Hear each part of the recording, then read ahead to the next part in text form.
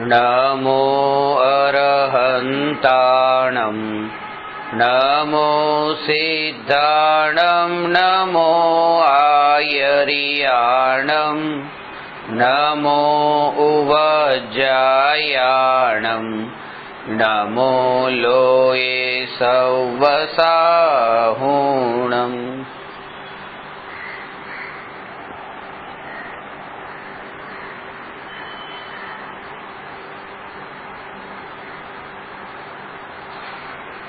प्रश्न नंबर 341। गति हेतुत्व गुण एक स्थान थी बीजा स्थाने जाय छे एवो प्रश्न छे।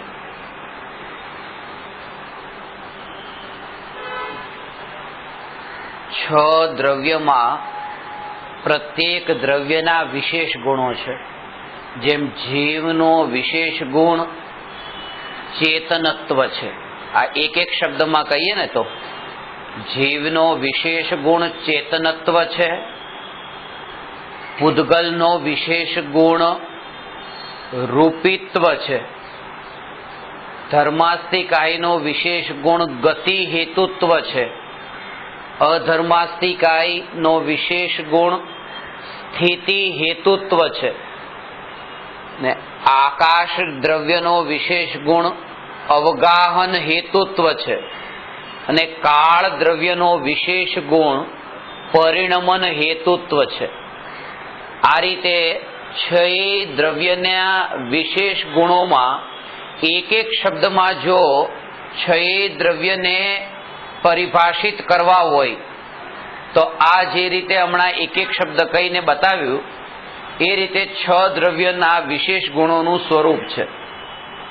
एमां चार द्रव्य एवा छे के जेमना नामनी साथे हेतुत्व शब्दनो प्रयोग थयो छे के जीवमां तो चेतनत्व अने बीजू पुद्गल रूपित्व पण त्रीजामां गति हेतुत्व आ हेतु पछी चौथामां स्थिति हेतुत्व एमां पण हेतु पांचमो अवगाहन हेतुत्व अने छठ्ठू परिणमन हेतुत्व। तो ए रीते हेतुनो अर्थ ए छे के छ द्रव्यमां चार द्रव्य एवा छे जे निमित्तनी मुख्यताथी द्रव्य छे। एटले के ए चार द्रव्य कोई अन्य द्रव्योने निमित्त बने छे। जेम के धर्मास्तिकाय द्रव्य जीव अने पुद्गल ने गति करवामां निमित्त बने छे। आ निमित्त अधर्मास्तिकाय द्रव्य जीव अने पुद्गल जे गति करनारा छे एने रोकवामां निमित्त बने छे ने आकाश द्रव्य जीवादि पांच द्रव्यो ना रहेवामां निमित्त बने छे, एने स्थान आपवामां निमित्त बने छे अने काल द्रव्य जे छे ए जीवादि द्रव्योना परिणमनमां निमित्त बने छे। एटले छ द्रव्यमां अंतिम चार द्रव्य निमित्तनी मुख्यताथी द्रव्य छे अने एमां त्रीजू द्रव्य छे धर्मास्तिकाय द्रव्य। धर्मास्तिकाय द्रव्यनो जे विशेष गुण कयो गति हेतुत्व, अहींया ए ज प्रश्न छे के गति हेतुत्व गुण एक स्थान थी बीजा स्थाने गति करी शके के न करी शके।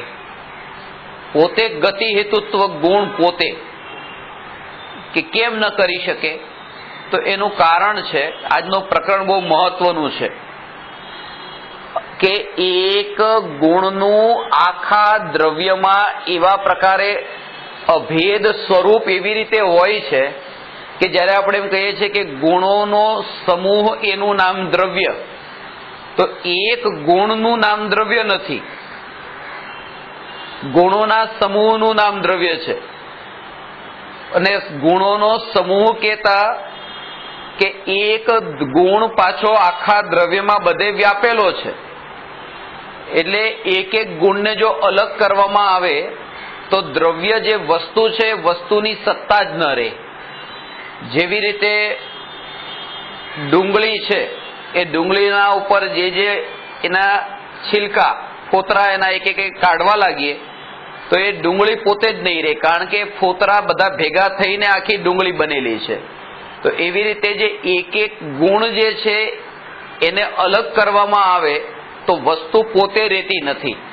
એટલે કે આ એક પૂતગલ નામનું દ્રવ્ય છે, પૂતગલ દ્રવ્ય છે, અને આમાં સ્પર્શ નામનો ગુણ છે. કોઈ એમ કે આમાં સ્પર્શ નામનો ગુણ ક્યાં છે, તો આપણને સ્પર્શ ખબર પડે છે, પણ એ ખબર જે પડી છે એ જ્ઞાન થયું સ્પર્શનું, કે આનો સ્પર્શ ઠંડો છે, તો ઠંડા સ્પર્શનું જ્ઞાન થયું એ આમાં હતું. આની પોતાની એ પ્રોપર્ટી છે કે આમાં ઠંડાપણું છે, ઠંડાપણું, પછી મીઠાપણું, એમાં સુગંધ રસ, પછી એમાં ગંધ, પછી એમાં વર્ણ. તો આ બધા જે ગુણો છે, ગુણોનો જે સમૂહ છે, એનું નામ જે છે એ આ પૂતગલ નામનું દ્રવ્ય છે. હવે સ્પર્શનું જ્ઞાન થયું એ તો ચામડીના નિમિત્તથી. રસ આમાં છે એનું જ્ઞાન થાય છે આપણને જીભના નિમિત્તથી. એમાં સુગંધ દુર્ગંધ છે એનું જ્ઞાન થાય છે નાકના નિમિત્તથી. એના રંગનું જ્ઞાન થાય છે આંખના નિમિત્તથી. પણ જો આ સ્પર્શ રસ ગંધ વર્ણનું જ્ઞાન ન પણ થાય તો પણ આ જે વસ્તુ છે એ વસ્તુમાં ગુણો તો રહેલા જ છે. એના ગુણોને કોઈ મને જાણે એની અપેક્ષા નથી. એ વસ્તુ પોતે પોતાના કારણે છે. જેમ કે આ વસ્તુ સામે દર્પણમાં પ્રતિબિંબિત થાય તો આ વસ્તુ ટકીને રહે એમ નથી. વસ્તુ પોતાના કારણે ટકીને રહે છે અને દર્પણ પોતાના કારણે ટકીને રહે છે. એવી રીતે દરેકે દરેક વસ્તુ પોતે પોતાની રીતે એટલી સ્વતંત્ર અને અનાદિ અનંત પોતાનું સ્વતંત્ર પરિણમન કરે છે, અને એના પરિણમનમાં આત્માનો કોઈ રોલ નથી. માત્ર આત્માનું કાર્ય એટલું કે જે પરિણમન પૂતગલાદિ દ્રવ્યોનું સહજ રૂપે થઈ રહ્યું છે, આત્મા એને માત્ર પોતાના જ્ઞાનમાં જાણે છે, નિરપેક્ષ રહીને જાણે છે. તો જેવી રીતે આ પૂતગલમાં ગુણો કયા, એવી રીતે ધર્માસ્તિકાય દ્રવ્ય છે, એમાં ગતિ હેતુત્વ નામનો ગુણ છે. એ ગતિ હેતુત્વ ગુણ પોતે ગતિ કરે કે ન કરે, તો એ ધર્માસ્તિકાય દ્રવ્યનો ગુણ છે ને. ગતિ હેતુત્વ ગુણ એ ધર્માસ્તિકાય દ્રવ્યનો ગુણ છે. અને હવે એ જોવાનું કે ધર્માસ્તિકાય દ્રવ્ય જે છે એ ધર્માસ્તિકાય દ્રવ્યમાં એક સ્થાનેથી બીજા સ્થાને કોઈ દ્રવ્ય ગતિ કરે છે, તો એ કયા ગુણથી ગતિ કરે છે? એને ક્રિયાવતી ગુણથી. હવે ક્રિયાવતી ગુણ એ ધર્માસ્તિકાય દ્રવ્યમાં છે કે નહીં એ ખાસ જોવાનું. કારણ કે ક્રિયાવતી ગુણ જે છે એ જીવ અને પૂતગલમાં છે, જીવ અને પૂતગલમાં. હવે આ કાળા રંગની જે વસ્તુ છે, એ કાળા રંગની વસ્તુ એની અંદર ક્રિયાવતી નામનો ગુણ વ્યાપેલો છે કે નહીં? ક્રિયાવતી ગુણ, ક્રિયાવતી ગુણ આ પૂતગલ દ્રવ્યમાં છે. જેમ કે કાળો રંગ અહીંયા છે, તો કાળો રંગ જે અહીંયા છે, તો અહીંથી અહીંયા કાળો રંગ ગતિ કરે છે કે નહીં? તો કાળો રંગ ગતિ કરે છે, તો ક્રિયાવતી નામનો ગુણ છે એ કાળા રંગની અંદર પણ વ્યાપેલો છે. આમાં એ વાત બતાવું છું કે એક ગુણ આખા દ્રવ્યમાં વ્યાપેલો હોય છે સંપૂર્ણ રૂપે. આનો જે રસ છે, તો રસમાં પણ ક્રિયાવતી ગુણ વ્યાપ્ત છે. આ ક્રિયાવતી ગુણથી જ્ઞાનનું સ્વરૂપ સ્પષ્ટ સમજમાં આવે કે જે આત્મામાં દર્શન ગુણ, ચારિત્ર ગુણ, સુખ ગુણ જે ગુણો છે, એ સુખ ગુણ એમાં તે જ્ઞાન ગુણનું આખું વ્યાપેલું અંદર સ્વરૂપ છે. અને એટલા માટે જ તે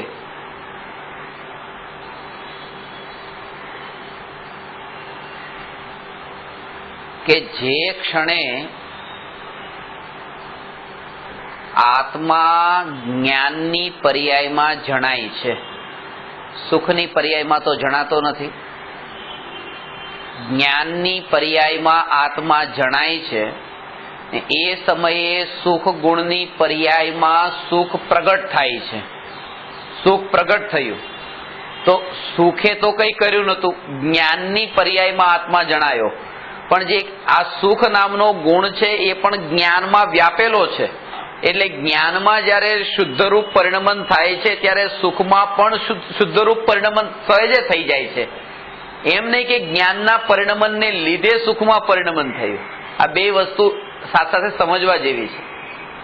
પરિણમન બંને ગુણોનું સ્વતંત્ર છે, પણ બંનેમાં એકબીજાનું રૂપ વ્યાપેલું છે. સામે મિત્રને દેખ્યો તો જેવી રીતે મિત્રનું જ્ઞાન થયું, જ્ઞાન થતા તે રાગ થયો, આનંદ આવ્યો. તો એ જે જ્ઞાન, રાગ, આનંદ આ બધું સમયભેદ નથી કે પેલા જ્ઞાન થયું ને પછી રાગ થયો ને પછી આનંદ આવ્યો, એમ નથી. જ્યારે રાગ થયો છે ત્યારે જ આનંદ આવ્યો. તો રાગ અને સુખ, રાગ તો ચારિત્ર ગુણનું પરિણમન. એટલે એક દ્રવ્યની અંદર, આત્મા દ્રવ્યમાં અનંતે અનંત ગુણો એકબીજાની અંદર વ્યાપેલા છે. આમ દેખો તો એટલા માટે આખું જે દ્રવ્ય છે ને, દરેકે દરેક ગુણ સ્વતંત્ર છે. આંખનું જેમ કે જ્ઞાનનું કાર્ય છે જાણવાનું, અને શ્રદ્ધાનું કાર્ય છે માનવાનું, ચારિત્રનું કાર્ય છે સ્થિર થવાનું. તો આ બધા જે ગુણોના પોતાના પર્ટિક્યુલર કાર્યો છે. તો જ્યારે એક એક ગુણના સ્વતંત્ર કાર્ય છે તો પછી એ દ્રવ્ય ગુણોનો સમૂહ છે. જો ગુણ બધા ઇન્ડિવિજ્યુઅલ ને ઇન્ડિપેન્ડન્ટ છે, સ્વતંત્ર છે, તો પછી દ્રવ્યને અખંડ શા માટે કહો છો? કારણ કે આ તો આ જ્ઞાન, આ દર્શન બધાના કામ અલગ અલગ છે, ડિપાર્ટમેન્ટ બધાના અલગ અલગ છે. કે બધા કામ ભલે અલગ અલગ હોય, પણ એ જે અભેદ અખંડ એટલે કહીએ છીએ કારણ કે દરેકે દરેક ગુણ એ આખા દ્રવ્યની અંદર વ્યાપેલો છે. એટલા માટે દ્રવ્ય અખંડ છે. એ ગુણોના અલગ કાર્યના લીધે દ્રવ્ય ખંડિત થઈ જતું નથી. અને આ પ્રકરણ એટલું મહત્વનું છે. ગતિ હેતુત્વ શબ્દ તો ખાલી કહેવા માટેનો છે, આ સમજવા માટે. ખરેખર તો એના ઉપરથી આત્માની આખી પ્રત્યક્ષ અનુભૂતિ ખ્યાલમાં આવે. આ પ્રકરણ એવું છે.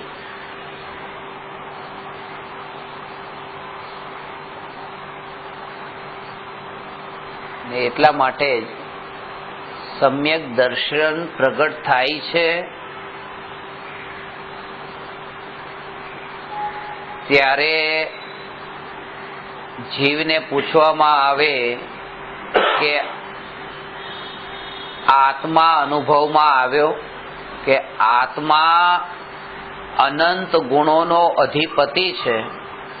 અનંત ગુણાધિપતિ આત્મા, જ્યારે આપણે અનંત ગુણોનો વિચાર કરીએ છીએ તો અનંત ગુણોનો વિચાર કરતા અનંત ગુણો વિચારમાં પણ આવતા નથી.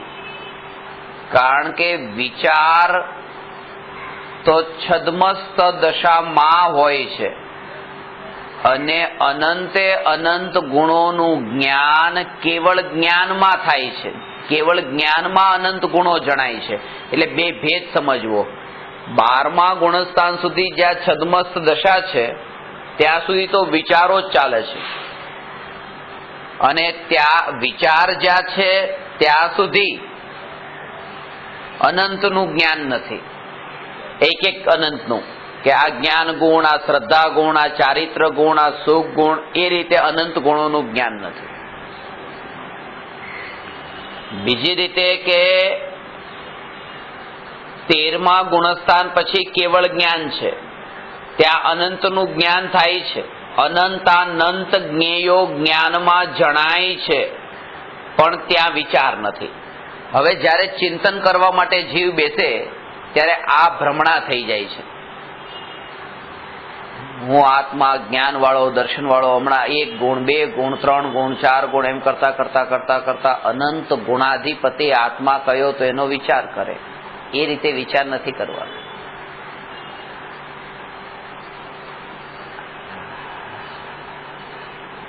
આનું સ્વરૂપ આવું છે. એ સ્વરૂપ એવું છે કે અનંત ગુણોનો વિચાર કરતા તો અનંત ગુણો એક એક તો જણાતા જ નથી. જેમ આમ કીધું કે આ શું છે, તો જેમ કીધું તમે કે આ આંગળી છે, આ આંગળી છે, આ કેટલી આંગળી છે કે આ એક આંગળી છે. એક આંગળી છે, તમે આને જાણી કે આ વસ્તુને તમે જાણી કે આ જાણી, તો આ જે વસ્તુને જાણી તો આમાં પરમાણુ કેટલા છે? પરમાણુ અનંત છે, એક નથી, અનંત પરમાણુનો પિંડ છે. અને તમે અનંત પરમાણુના પિંડને જાણો છો, પણ એક એક પરમાણુને ઇન્ડિવિજ્યુઅલી નથી જાણતા, એક એકને સ્વતંત્ર રૂપે નથી જાણતા. એટલે આમ જોઈએ તો અનંત ગુણોના પિંડ એવા એકને તો જાણ્યું, પણ એક એકને ન જાણ્યું કે આ પરમાણુ જે છે એનું સ્વરૂપ કેવું, બીજો પરમાણુ, ત્રીજો પરમાણુ, એવી રીતે એક એક પરમાણુ. તો ચોથા ગુણસ્થાનનું સ્વરૂપ આવું છે. કેવું કે જેમાં એક આંગળી જણાય અને અનંત પરમાણુનો પિંડ જણાયો, એ રીતે ચોથા ગુણસ્થાનથી લઈને 12મા ગુણસ્થાન સુધી આત્માનું અખંડ અભેદ એવું એકપણું જણાય છે. અને એકપણું જણાય છે એમાં અનંત ગુણો અભેદ રૂપે મળેલા જ છે પાછા, નથી એમ નહીં. આનો એક પણ પરમાણુ આમ બહારથી અંદર નથી આવવાનો, અંદરથી બહાર નથી જવાનો. એ આ એક આંગળીને જેને જાણી એ જ પરમાણુને કેવળ જ્ઞાનમાં જુદા જુદા એક એક સ્વતંત્ર રૂપે જાણે છે. તો એનું વિશેષ સ્વરૂપ પણ ત્યાં જણાય છે કેવળ જ્ઞાનમાં. એટલા માટે આગમમાં એનો ખુલાસો કર્યો છે કે છદ્મસ્તનું જે જ્ઞાન છે ને કેવળીનું જે જ્ઞાન છે એ જ્ઞાનમાં શું ફરક છે. એટલે સમ્યક દ્રષ્ટિ તિર્યંચને જે જ્ઞાન આત્મા જણાય છે ને કેવળી ભગવાનને, કે એ જે ફરક છે એ જ્ઞાનની અપેક્ષા એ છે કે જ્ઞાનમાં અહીંયા અખંડ એક જ્ઞાયક જણાયો છે અને ત્યાં અખંડ જ્ઞાયક તો જણાય છે, સાથે સાથે એમ નથી અખંડ જ્ઞાયક કેવળ જ્ઞાનમાં ન જણાય ને ત્યાં ખાલી બધું પછી ભેદ રૂપે જ જણાય, એમ નથી. અખંડ સ્વરૂપ પણ જણાય છે અને ખંડ સ્વરૂપ પણ જણાય છે. કારણ કે બે ન જણાયા હોત તો ભગવાનની દિવ્ય ધ્વનિમાં ભેદનું સ્વરૂપ અને અભેદનું સ્વરૂપ બંને કેવી રીતે આવે? ખાલી એકલું પછી ખંડ ખંડ ખંડ બધું જુદું જણાયું હોત તો ભગવાનની વાણીમાં પછી ખંડ ખંડ જ આવે, અખંડ આત્મા આવે જ કેવી રીતે? પણ બે વાત છે. કેવળી ભગવાનને એક એક પરમાણુ ખંડ ખંડ રૂપે સ્વતંત્ર રૂપે જણાય છે. આત્માના અનંત ગુણો એક એક ગુણ સ્વતંત્ર રૂપે જણાય છે. પણ કેવળી ભગવાનને અખંડ આત્મા અનુભવાય છે, જણાય છે તો લોકાલોક, અનુભવાતું નથી લોકાલોક, અનુભવાય છે એક આત્મા. આમાં અંતર એટલું છે, જણાવવું અને અનુભવાવું, આમાં બેમાં શું ફરક છે?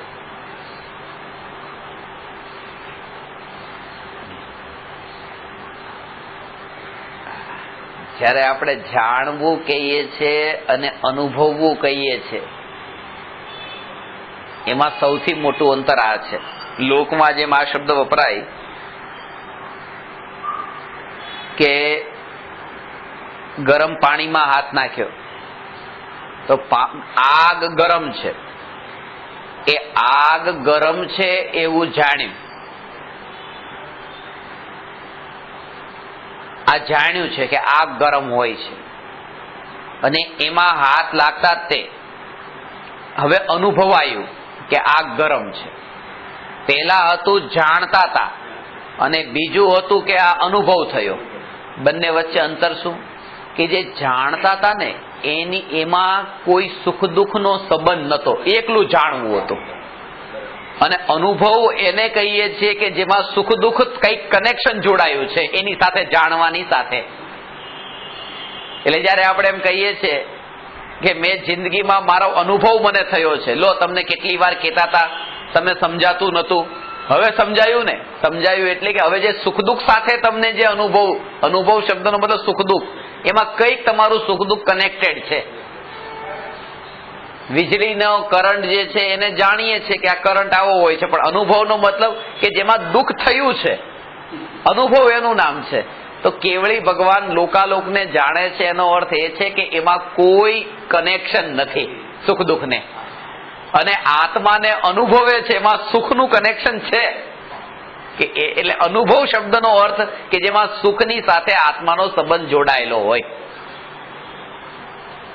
સુખ ગુણ સાથેનું જ્ઞાન ગુણનો સંબંધ, જ્ઞાન અને સુખ એ બંને એટલા ઇન્ટરકનેક્ટેડ છે, એટલા માટે તે આ ચિદાનંદ શબ્દ જે છે ને એ ચિત્તનો અર્થ જ્ઞાન છે. ચિત્ત ચૈતન્ય, જ્ઞાન, અને આનંદ એટલે સુખ. જ્ઞાન ને સુખ, ચિદાનંદ. અને સત સત્તા સ્વરૂપ જે ભગવાન આત્મા છે એટલે સચ્ચિદાનંદ. સત, ચિત અને આનંદ એમ આ ત્રણ શબ્દ મળીને સચ્ચિદાનંદ શબ્દ બન્યો છે. ભગવાન આત્મા સત્તા સ્વરૂપ છે, અને જો કે એમાં અનંત ગુણો છે, પણ મુખ્ય ગુણ જ્ઞાન છે, કારણ કે જ્ઞાન થકી અનંત ગુણો જણાય છે. અનંત ગુણો આજ સુધી કોઈને અનુભવાયા નથી, જણાયા છે, અનુભવાયા નથી. કેવળી ભગવાનને અનંત ગુણો જણાય છે, કારણ કે એટલા માટે તે કે અનુભવનો જે વિષય છે એ તો જેવો છદ્મસ જીવને ચોથા ગુણસ્થાનમાં અનુભવનો વિષય છે એ જ વિષય કેવળી ભગવાનને અનુભવનો વિષય એનો એ જ આત્મા છે, કોઈ બીજો નથી. એટલા માટે તે સિદ્ધોનું જે સુખ છે એ સુખનો અંશ સમ્યક દ્રષ્ટિએ અહીંયા ચાખી લીધો એમ કહેવાય છે. કારણ કે અનુભૂતિનો જે વિષય છે, વિષય બંને માટે એક સમાન છે, અલગ અલગ નથી.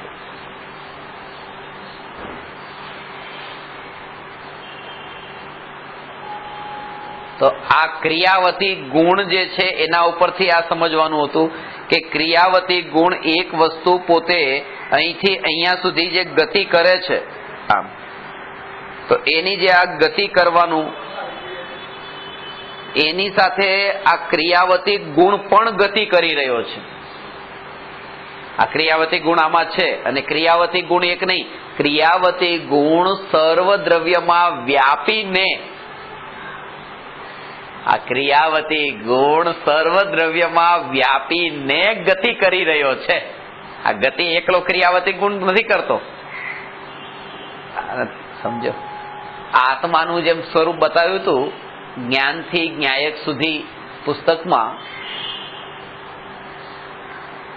ત્રીજા નંબરનું પ્રકરણ છે, એમાં આ વાત લખી છે કે આત્મા જાણે છે કે જ્ઞાન જાણે છે. જાણે છે કોણ? આત્મા કે જ્ઞાન? આત્મા જો આત્મા જાણતો હોય તો આત્મા તો અનંત ગુણોનો પિંડ છે, એમાં તો જ્ઞાન, દર્શન, ચારિત્ર બધું છે. હવે દર્શન જાણવાનું કામ કરે છે, સુખ જાણવાનું કામ કરે છે, જાણવાનું કામ તો જ્ઞાન ગુણ કરે છે. તો પછી એમ કોને કે જ્ઞાન જાણે છે? એમ શા માટે કહો છો કે આત્મા જાણે છે? કે એટલા માટે કહ્યું, હંમેશા એમ જ કહેવાય છે કે આત્મા જાણે છે, જ્ઞાન જાણે છે એમ નથી કહેવાતું. કારણ કે જ્ઞાન નામનો ગુણ આત્મા દ્રવ્યમાં વ્યાપીને એ જાણવાનું કામ કરે છે, એટલા માટે આત્મા જાણે છે.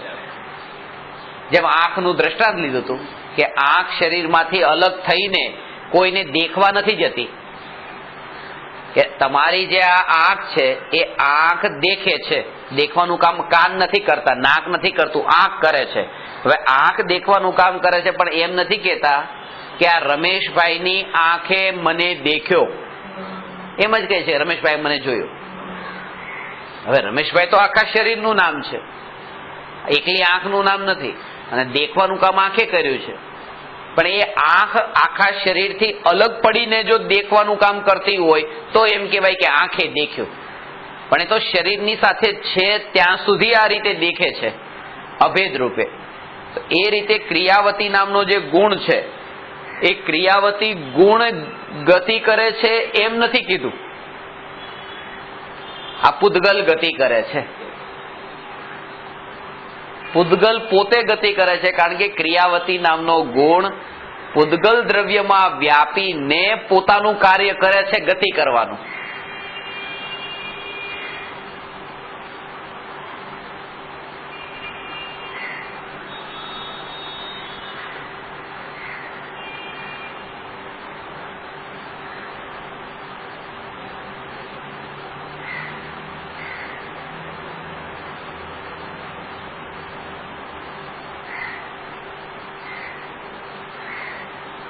હવે વાત રહી ગતિ હેતુત્વ ગુણની, કે ધર્માસ્તિકાય દ્રવ્યમાં ક્રિયાવતી ગુણ નથી.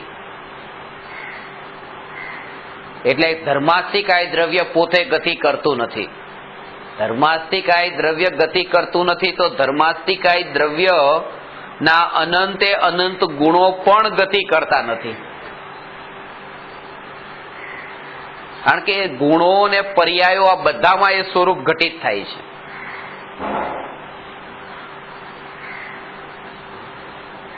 આખું દ્રવ્ય છે ને એ દ્રવ્યની અંદર બધામાં આ સ્વરૂપ ઘટિત થાય છે કે ક્રિયાવતી ગુણ જે છે એ ક્રિયાવતી ગુણ ધર્માસ્તિકાય દ્રવ્યમાં નથી. તો ગતિ હેતુત્વ નામનો ગુણ જે ધર્માસ્તિકાયનો ગુણ છે, જે એની પ્રોપર્ટી છે, જ્યારે આખું દ્રવ્ય ક્રિયાવતી ગુણથી રહિત છે તો ગતિ હેતુત્વ નામનો જે ગુણ છે એમાં ક્રિયાવતી ગુણ ક્યાંથી હોય? એટલે આ વાત એવી છે કે ક્રિયાવતી ગુણ જીવ અને પૂતગલમાં છે, પણ એમાં ગતિ હેતુત્વ ગુણ નથી. અને ગતિ હેતુત્વ ગુણ ધર્માસ્તિકાયમાં છે, પણ એમાં ક્રિયાવતી ગુણ નથી.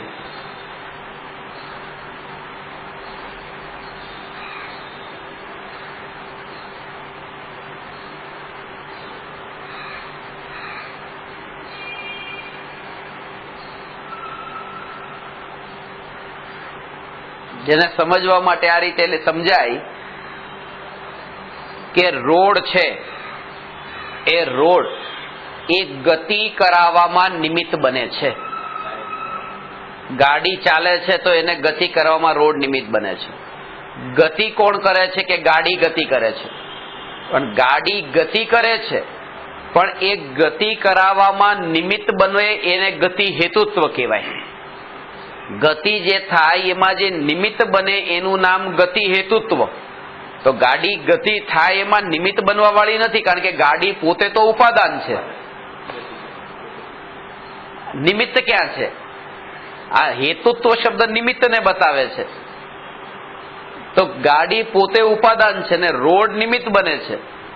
હવે જે નિમિત્ત બને છે એ પોતે પાછો ગતિ કરતો નથી. એટલે ગતિ હેતુત્વ નામનો ગુણ ધર્માસ્તિકાયનો છે. એ જીવ અને પૂતગલ જે ગતિ કરે એમાં નિમિત્ત બને છે, પણ પોતે ગતિ કરતો નથી. આ જુદા છે.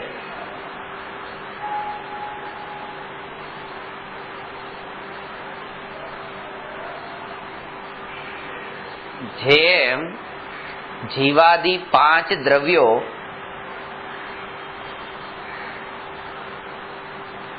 માં પ્રમેયત્વ નામનો ગુણ છે. જીવાદિ 5 દ્રવ્યો, જીવમાં તો છે જ તે, પણ એ સિવાયના 5 દ્રવ્યોમાં પણ પ્રમેયત્વ નામનો ગુણ છે, પણ જ્ઞાન ગુણ નથી. જીવ દ્રવ્યમાં જ્ઞાન ગુણ અને પ્રમેયત્વ ગુણ બંને છે. તો બાકીના દ્રવ્યો છે એ જ્ઞાન થવામાં નિમિત્તો બને છે, પણ પોતે જાણતા નથી. જેમ કે આ ઇન્દ્રિયો, 5 ઇન્દ્રિયોની વાત કરીએ, 5 ઇન્દ્રિયો જ્ઞાનમાં નિમિત્ત બનવા વાળી છે, પણ પોતે જાણતી નથી. એવી રીતે ગતિ હેતુત્વ ગુણ એ જીવાદિ દ્રવ્યોના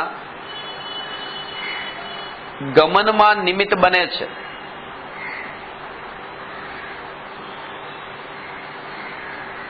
પણ પોતે ગતિ કરતો નથી.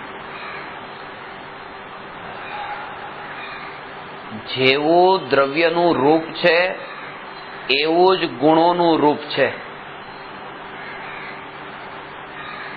જ્યાં જ્યાં દ્રવ્ય વ્યાપ્ત છે ત્યાં ત્યાં એના ગુણો વ્યાપ્ત છે. જ્યાં જ્યાં દ્રવ્ય વ્યાપ્ત છે ત્યાં ત્યાં દ્રવ્યના ગુણો વ્યાપ્ત છે, અને જ્યારે જ્યારે દ્રવ્ય વ્યાપ્ત છે ત્યારે ત્યારે એના ગુણો વ્યાપ્ત છે. આ બે શબ્દ ખાસ, જ્યાં અને જ્યારે. જ્યાં શબ્દ ક્ષેત્રને સૂચવે છે ને જ્યારે શબ્દ કાળને સૂચવે છે. અને ગુણની પરિભાષામાં આ વાત ખાસ બતાવી હતી કે જે શક્તિના કારણે દ્રવ્ય જે આ જે છે ને કે જે દ્રવ્યના સમસ્ત ભાગમાં અને સંપૂર્ણ અવસ્થામાં રહે તેને ગુણ કહે. તો એમાં આ વાત હતી, જે દ્રવ્યના સમસ્ત ભાગમાં સંપૂર્ણ અવસ્થામાં રહે તેને ગુણ કહે છે. તો આ દ્રવ્ય, ક્ષેત્ર, કાળ અને ગુણ એટલે આ ભાવ, દ્રવ્યના સમસ્ત ભાગમાં સંપૂર્ણ અવસ્થામાં રહે તેને ગુણ કહે છે. એટલે આ દ્રવ્ય, ક્ષેત્ર, કાળ, ભાવ ચતુષ્ટયથી એ દ્રવ્યની પરિભાષા ઘટિત કરી હતી, જે અહીંયા થઈ કે ગતિ હેતુત્વ ગુણ ગતિ પોતે કરતું નથી. આના ઉપરથી બીજા હવે આધ્યાત્મિક સિદ્ધાંતો શું ઘટિત કરવાના છે એ સમજીએ.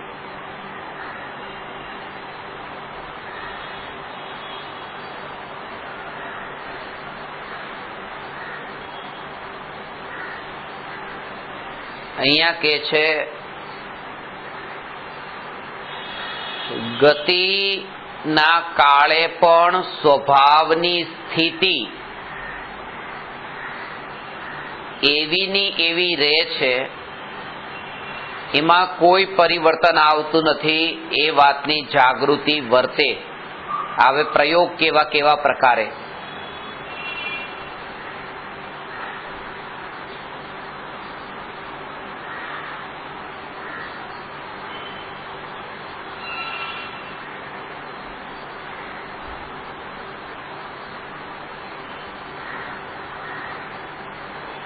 સ્વભાવની સ્થિતિ.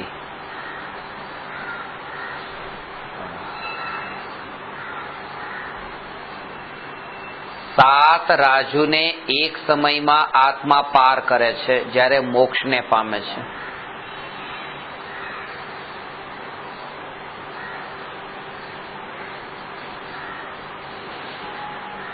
આ સૂક્ષ્મ વિષય છે.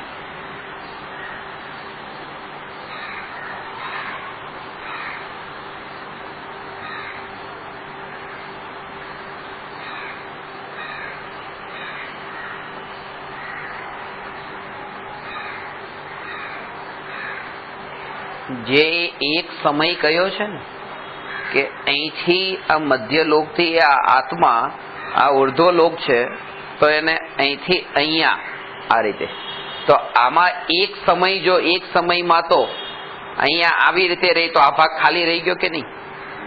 હજી આત્મા અહીંથી નીકળ્યો અને એક સમયમાં એ સિદ્ધશિલા પર બિરાજમાન થાય છે ગતિ કરીને. તો અહીંથી જયારે નીકળ્યો ત્યારે આ ભાગમાં આત્મા નથી, આ ભાગમાં આત્મા નથી. જે સાત રાજુનો લંબાઈ છે એમાં આ ભાગમાં નથી અને આ ભાગમાં નથી. તો એ રીતે જ્યાં જ્યાં છે તો અમુક ભાગમાં નથી ને. તો કે આવું સ્વરૂપ નથી. એ એક સમયનો અર્થ જ એ છે કે એ સમય એટલો ફાસ્ટ છે કે એ એક સમયમાં તો અહીંથી લઈને ઉર્ધ્વ લોક સુધી બધે આત્મા વ્યાપેલો હોય છે. હા, અને એક સમય જ્યાં પૂરો થયો ત્યાં પછી એ આવી રીતે સમય થઈ ગયો. હા, અહીંયા વિસ્તાર એટલો થયો છે ને એક સમયનો આવું આખું સ્વરૂપ છે. સાત રાજુનો વિસ્તાર થાય છે. હા,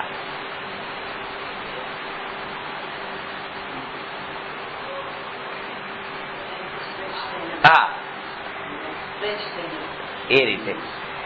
એટલે એક જ સમય એવો છે કે જ્યાં એક સમયમાં એ સંકોચ પણ થાય, પણ એવો કોઈ ભાગ નથી કે જ્યાં આત્મા એ એક સમયમાં નથી એમ. અને ખાસ વાત એ છે કે આત્માની જે ગતિ જે થાય છે એ એટલી તીવ્ર ગતિના કાળે પણ એ સ્વભાવમાં તો નિર્વિકલ્પ છે પાછો. એટલે આ મહિમા જાણો આત્માની કે હવે આમ થોડું હલતા હોઈએ તો નિર્વિકલ્પ રેવાય કેવી રીતે એમ, કે આવી શક્તિ વાળો આત્મા આવી જો ફરિયાદ કરે તો બરાબર નથી.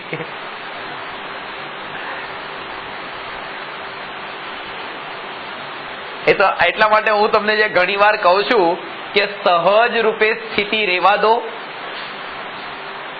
અક્કડતા નહીં રાખો.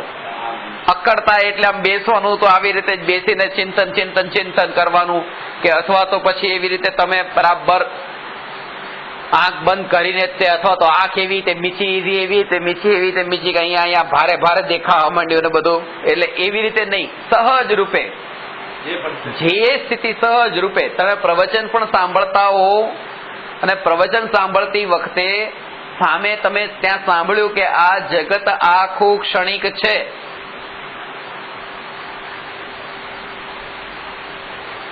હવે એ જે આ જે સ્વરૂપ છે સાંભળ્યું આખું જગતનું સ્વરૂપ ક્ષણિક છે, ત્યારે આંખ બંધ કરીને તમને શું ખબર પડે છે?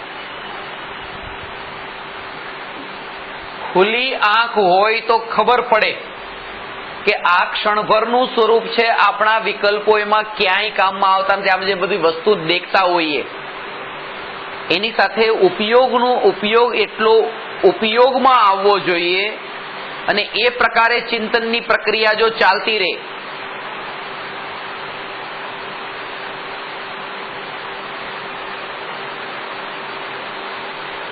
આના પૂર્વે પણ અનેક ભવો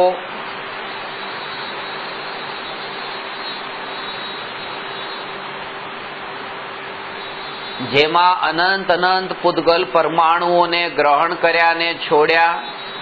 આ શરીરના જે પૂતગલ પરમાણુઓ જે છે એ પૂતગલ પરમાણુઓના અસ્તિત્વથી પોતાની સત્તા નથી, પોતાનું અસ્તિત્વ નથી. આ રૂપે જેમ જેમ વિચાર કરે અને આ દેહની અનિત્યતાનો જેમ જેમ વિચાર આવે એમ એ ખ્યાલમાં આવે. એ આ રૂપે વિચાર કરતા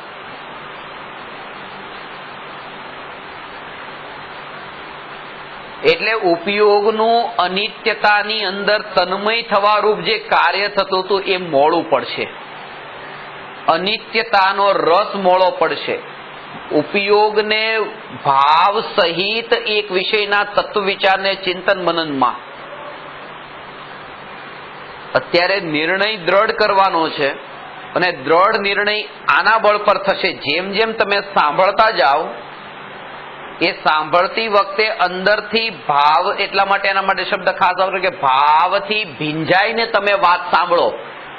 આંખ ખુલ્લી રાખીને સાંભળો કે આંખ બંધ રાખીને સાંભળો કે કઈ વાંધો નહીં, ખુરશી પર બેઠા છો કે નીચે બેઠા છો કઈ વાંધો નહીં, જોરે ના ઉપર. અત્યારે પ્રાથમિક ભૂમિકા છે ને એટલા માટે કોઈનાથી નીચે બેસાતું નથી, અને નીચે બેસે તો વારંવાર એ પગ ઉપર જ ધ્યાન જાય છે, અને ત્યાં કે હવે બરાબર નીચે જ બેસો ને પલોઠી વાળીને જ બેસો.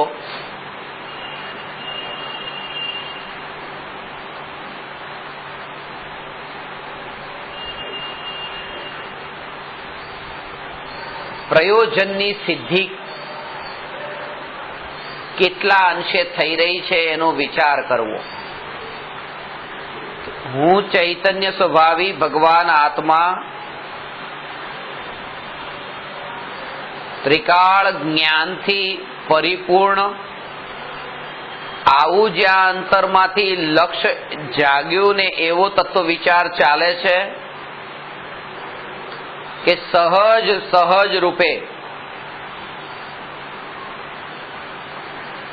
કશાય ભાવો મોળા પડતા જાય છે.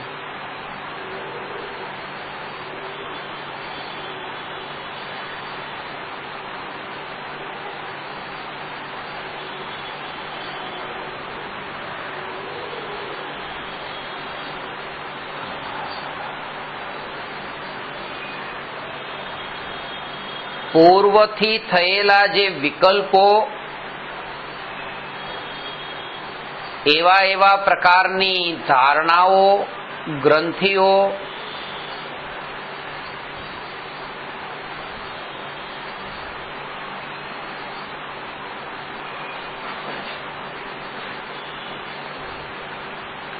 ત્રિકાળી ધ્રુવ ભગવાન આત્માના ચિંતનથી જીવને દૂર કરનારી છે. તો તત્વનું ચિંતન મનન ત્યારે જ સંભવ છે કે જ્યારે ચિત્ત વિષયોમાં લપેટાયેલું ન હોય, ત્યારે જ નિરાળું જ્ઞાન જાણનાર જ્ઞેય જ્ઞાન જેને જણાય છે એ જીવને જણાય છે.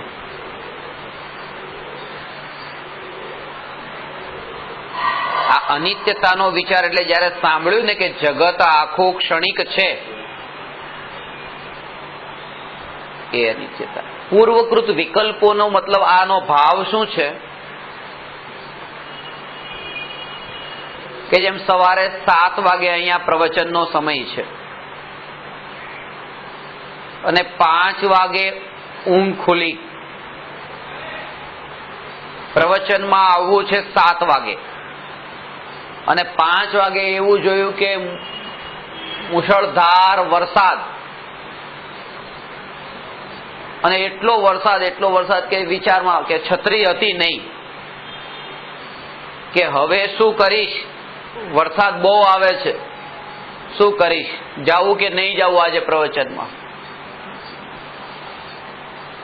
2 કલાક લગભગ એટલા વિકલ્પો કર્યા અને 6:55 બિલકુલ વરસાદ રોકાઈ ગયો. તો આજે 2 કલાક સુધી જે વિચારો આપણે કરીએ, ખોટા વિકલ્પો છે, આ વ્યર્થના વિકલ્પો છે.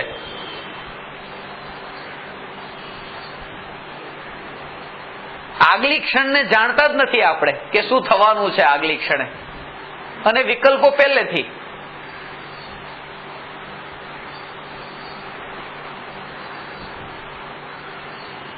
અને આ તો એક દ્રષ્ટાંત, અને આવી રીતે તો આખી જિંદગી જેવી રીતે જીવીએ છે કે જે ઘટના જયારે ઘટે છે ત્યારે તો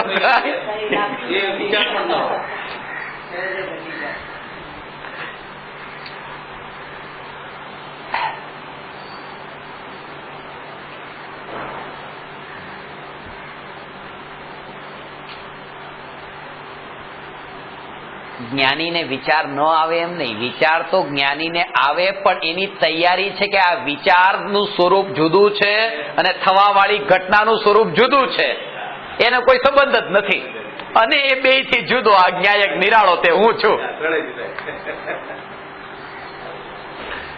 આજે છૂટું છૂટું જાણવાની વાત છે ને, છૂટું છૂટું સમ્યક દ્રષ્ટિને આ રીતે જણાય છે.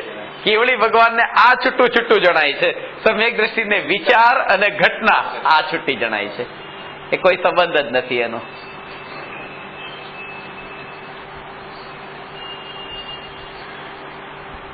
અને એમાં કર્મનો ઉદય નિમિત્ત છે.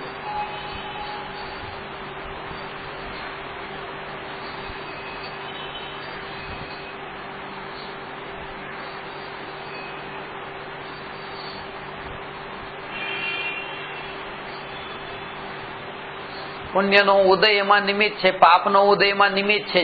જે ઘટનાઓ ઘટે એટલે સમ્યક દ્રષ્ટિને જે અકસ્માત ભય નથી હોતો, આ અકસ્માત ભય કેમ ટળી ગયો છે? અકસ્માતનો મતલબ ખાલી આ રોડ એક્સિડન્ટ ને એવા અકસ્માતની વાત નથી.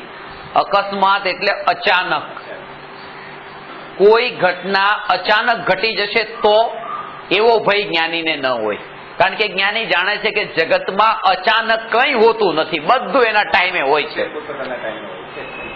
અચાનક ક્યાં કઈ છે કે કઈ નતું ને અચાનક વરસાદ આવી ગયો, અચાનક નહીં, એ તો એના ટાઈમે અનંત અનંત અનંત કાળથી આ પર્યાય ગોઠવાયેલી જ હતી.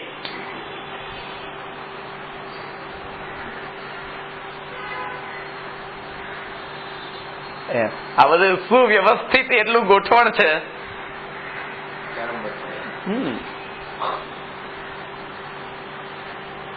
8 કલાકની ટ્રેનની સફર 7 કલાક સુધી તો ટ્રેન બરાબર ચાલીને પછી એવી મોડી પડી ગઈ કે અચાનક મોડી પડી ગઈ.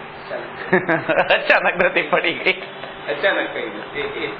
અને આ વાતની જાગૃતિ કે વિકલ્પ હતા કે આમ કરું એ સ્વતંત્ર, આ જે થવા યોગ્ય એ સ્વતંત્ર, અને એનાથી નિરાળો ન્યાયક, એને જગતમાં ક્યાંય કોઈ સાથે લેવા દેવા નથી. એવો શુદ્ધ જાણનાર માત્ર ચૈતન્ય માત્ર એ હું, એ જાગૃતિ એનું નામ ધર્મ છે. હવે જે થતું હોય તે થવા દો.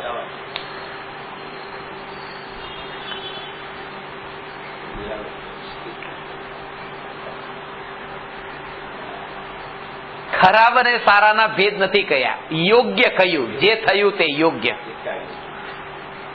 યોગ્યનો અર્થ જે છે કે જેવી એની યોગ્યતા હતી એનું નામ યોગ્ય. યોગ્ય શબ્દનો અર્થ એ છે કે આ વસ્તુની અત્યારે અહીંથી નીચે પડીને તૂટવાની યોગ્યતા હતી, તો યોગ્યતા જે છે યોગ્યતા ઉપરથી કે આ તૂટી તો જે થયું તે યોગ્ય થયું.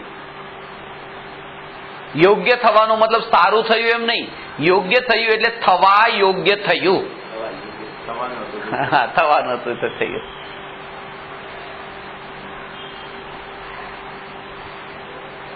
અને આ વાત ખાલી સાંભળતા નહીં, જેને 24 કલાક તત્વ વિચાર આ પ્રકારનો રહેતો હોય એવો જીવ જ નિકટ કાળમાં સમ્યક દર્શનને પામે નહીં તો ન પામે. આ 24 કલાક આનો આ જ વિચાર.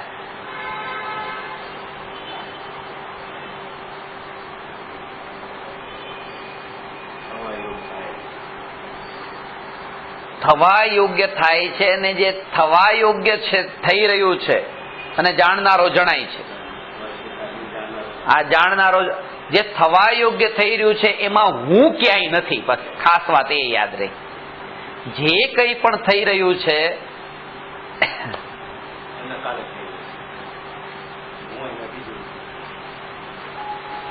આ જાગૃતિનું બળ એવું કે આ થવા યોગ્ય થઈ રહ્યું છે તો ટ્રેન જે ચાલી રહી છે ને હવે રોકાઈ રહી છે થવા યોગ્ય જ થઈ રહ્યું છે, એમાં હું ક્યાંય નથી. પણ વિચાર તો હજી છે કે આ વસ્તુ મારે ત્યાં મૂકવાની છે, પણ આ વિચાર કે એ વિચાર પણ થવા યોગ્ય થઈ રહ્યો છે એમાં હું ક્યાંય નથી. કારણ કે ચૈતન્ય પણ એ રૂપે પરિણમ્યું ક્યાં, વિકલ્પ રૂપે ક્યાં પરિણમ્યું? એ તો નિર્વિકલ્પ એવોનો એવો જ છે, એનામાં તો વિકલ્પ ઉભો થયો જ નથી. એવો જે શુદ્ધ જાણનાર જે તત્વ, જે જાણનાર જ્ઞાનના રસથી પરિપૂર્ણ એવો ભગવાન આત્મા, જેમાંથી વિકલ્પ ઉભો જ નથી થયો, વિકલ્પ આજ સુધી થયો નથી, એટલા માટે એને તો આજ સુધી કોઈ કર્મનો બંધ પણ થયો નથી. એવો નિરાળો શુદ્ધ છે. એ તો આજ સુધી સંસારમાં ભટક્યો નથી, કારણ કે બંધ થયો હોય અને ભટકવાનું હોય. એવો શુદ્ધ જે તત્વ જે છે એ શુદ્ધ તત્વ, એ જીવ તત્વ સંસારમાં ક્યાંય ભટક્યું નથી. જીવ દ્રવ્ય ભટક્યું છે, જીવ તત્વ નહીં, કારણ કે એમાં પર્યાય નથી. એ પર્યાયથી નિરાળો છે, નિરાળો છે. ભગવાન આત્મા એ પોતે નિરાળો છે ને જાણવા વાળી જે પર્યાય પણ નિરાળી છે. બે વસ્તુ છે, નિરાળી. ભગવાન આત્મા નિરાળો છે ને જાણવા વાળી જે પર્યાય જ્ઞાનની નિરાળી છે.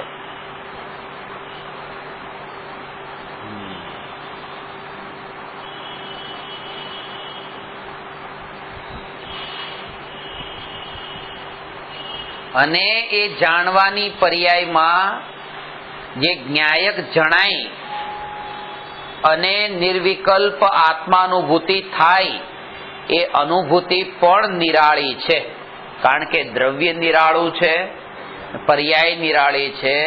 પર્યાય અને દ્રવ્યનું અભેદ થવું, એ અભેદ થવા રૂપ જે નિર્વિકલ્પ અનુભૂતિ પણ નિરાળી છે.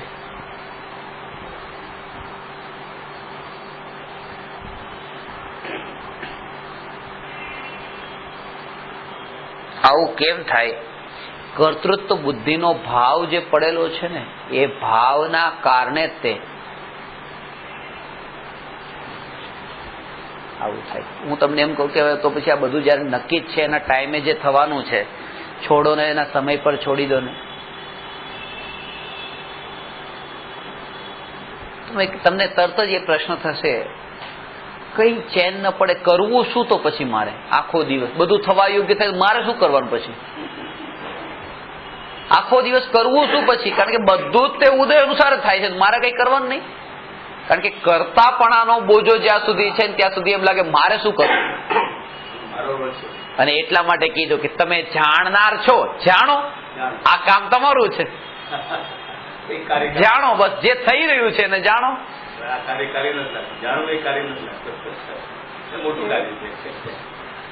પરમાં પરિવર્તન કરવાનો જે ભાવ છે ને, એ ભાવ જ ત્યાં તડપાવે છે. કર્મ બધું છે.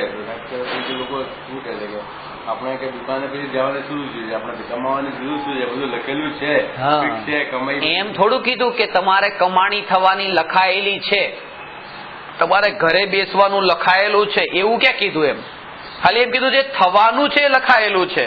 તો હોઈ શકે કે દુકાન પર તમારે જવાનું છે એ પણ લખાયેલું છે. તમે એનો અર્થ ઊંધો લઈ લીધો કે એનો અર્થ એમ લેવાનો હતો કે દુકાને જવાનું હોય તો એ લખાયેલું છે, ઘરે બેસવાનું તો એ લખાયેલું છે. આમાં મારું ક્યાંય કઈ કરતા પણ નથી. એ પણ એવી રીતે છે, એવી રીતે એટલે તારે દુકાને જવું પડે છે, લખાયેલું એટલે જવું પડે છે, કરવી પડે છે. લખાયેલું બધું છે. આ જાગૃતિ રહે ને કે આ લખાયેલું છે એટલે જવું પડે છે ને હું જાણનારો જુદો છું, આ ધર્મ થઈ રહ્યો છે, જ્ઞાનીનો ધર્મ આવી રીતે હોય છે દુકાન પર બેઠા બેઠા. એમાં હું ક્યાંય નથી, પણ આમાં મારું કઈ છે જ નહીં. આ બધી દુકાન હું નહીં, દુકાન મારું સ્વરૂપ નહીં ને દુકાન પર જવાના ભાવ મારી અંદર મળ્યા નહીં. જાણનાર તત્વ તો નિરાળો જુદો ચૈતન્ય માત્ર છે, જાગૃતિ વર્તે છે અને દુનિયા જાણે છે જ્ઞાની દુકાન પર બેઠા છે. ખરેખર તો જ્ઞાયક દ્રવ્ય જે જ્ઞાનીનું છે એ જ્ઞાનની પર્યાયમાં બેઠું હોય છે. જ્ઞાની દુકાનમાં નથી બેઠા, જ્ઞાનની પર્યાયમાં જ્ઞાયક બેઠો છે. ભગવાન આત્મા ત્યાં અંદરમાં ધ્યાનમાં બેઠો છે, જ્ઞાનમાં ને ધ્યાનમાં બેઠો છે. ચામડીથી દેખનાર અને શું ખબર પડે?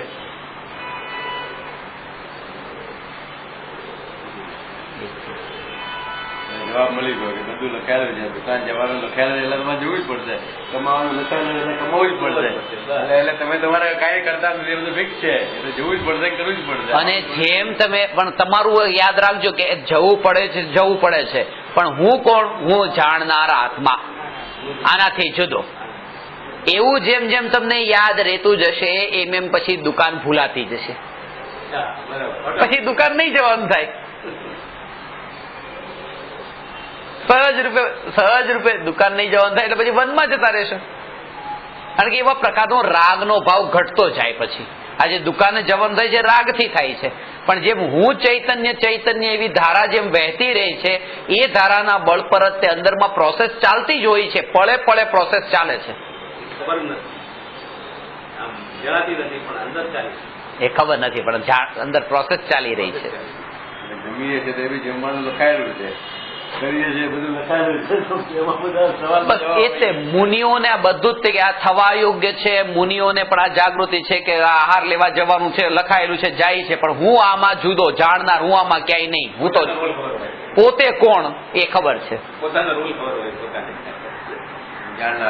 જાણનાર માત્ર છે.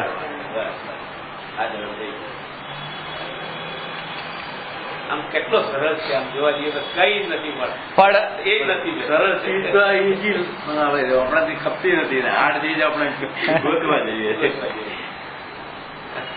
વાત તો એમ જ છે. સાહેબે કીધું કે સ્વર્ગ વાળો આવે છે, સ્વર્ગ ની ગાડી જઈ રહી છે કે ભાઈ ચાલ તારે સ્વર્ગ જાવ ને ડાયરેક્ટ લઈ જાવ. હમણાં નથી આવા બધું વૈભવ બધું કમાયેલું છે, બીજું તો ક્યારે વાપરીને થોડું ઘણું આવો ને પછી હમણાં આવી જાય તો કેમ ચાલશે? આપણે સહેલું ને સરળ જે મળ્યું છે ને એની ખરેખર જે વસ્તુ ફેશન સ્ટ્રીટ ઉપર જે 200 રૂપિયાનું પેન્ટ મળતું હોય ને એ જ દુકાન પર એ જ મળતું હોય ને 1000 રૂપિયાનું, તો એ લેવા જશે. એ બ્રાન્ડ છે એમ સમજીને કે આ દુકાનેથી લીધું છે.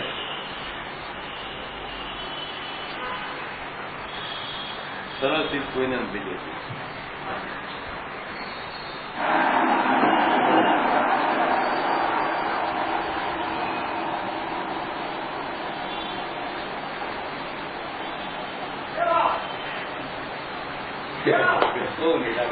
ખરેખર કઈ છે જ નથી, આમ જોવા જઈએ કઈ જ નથી.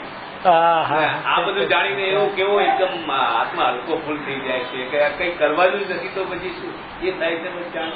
થવાનું છે એ થાય છે, આપણે કઈ કરતા બી નથી, ખાલી જાણીએ છીએ કે આ થઈ ગયું. સદામાં કેમ બેસતું નથી?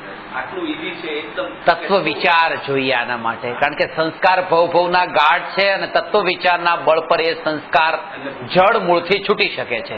તત્વના વિચારના બળ પર જે આ કુસંસ્કારો ધરબાઈ ગયેલા છે એ નીકળી શકે છે, પણ એના માટે નિરંતર જાગૃતિ જોઈએ, અને જાગૃતિ એકલા રહેવામાં રહેતી નથી, એટલે સત્સંગ જોઈએ. એ વાત બાકી તો કઈ નથી. એક જ વસ્તુ કૃપાળુદેવના વચન છે, સત્સંગ સત્સંગ ને સત્સંગ અત્યારે જોઈશે.